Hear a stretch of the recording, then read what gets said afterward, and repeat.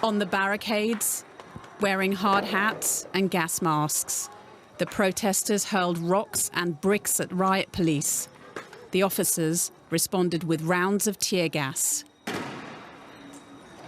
The clashes continued into the evening. Protesters attacked the police with rods and sticks. The demonstrators chased the officers down the street, calling them gangsters. And then this.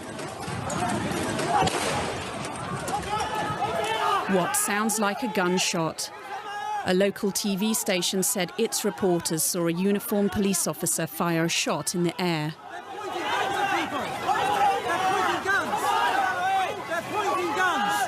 We had seen a lull in violence like this on the streets of Hong Kong up until this weekend. This time last week, protest organisers say 1.7 million people marched peacefully through the streets of Hong Kong. This weekend, we're seeing a very different atmosphere.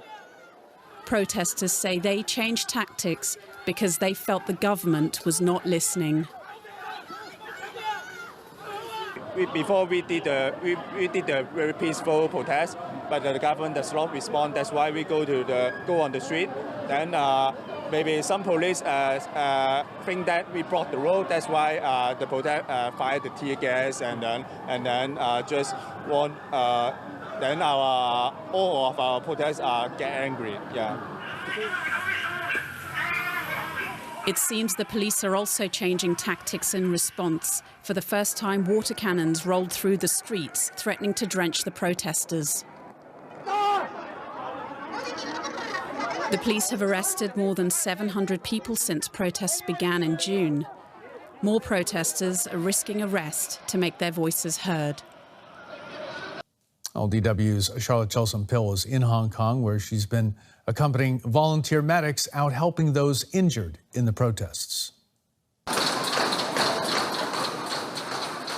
Sprinting towards the anarchy.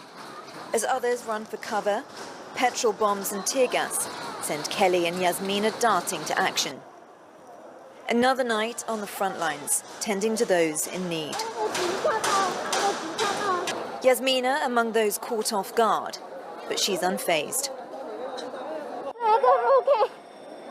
Keep going. Keep going. A nearby shopping centre becomes their makeshift clinic as protesters and passers-by shelter from the chaos. These first aiders are volunteers. Kelly's a freelance journalist, Yasmina a kindergarten teacher. Just a few weeks ago, they were strangers. Now they stand side by side, night after night. As the chaos dies down, it's time to move on. So you can see that there are lots of people there. So go there and go there too. Kelly and Yasmina lurch from one battle to another as multiple clashes crop up across the city. Their reason is simple. We are Hong Kongers. Messaging networks help them connect and coordinate with other volunteers. Reports come in of clashes across town. It's becoming one of the most violent nights yet. News that police have fired a live gunshot into the air quickly spreads to the other first aiders. Are you guys not afraid for your safety? I'm afraid. Of course I'm afraid. Of course afraid. Because we need to do that. Yeah. What are you afraid of?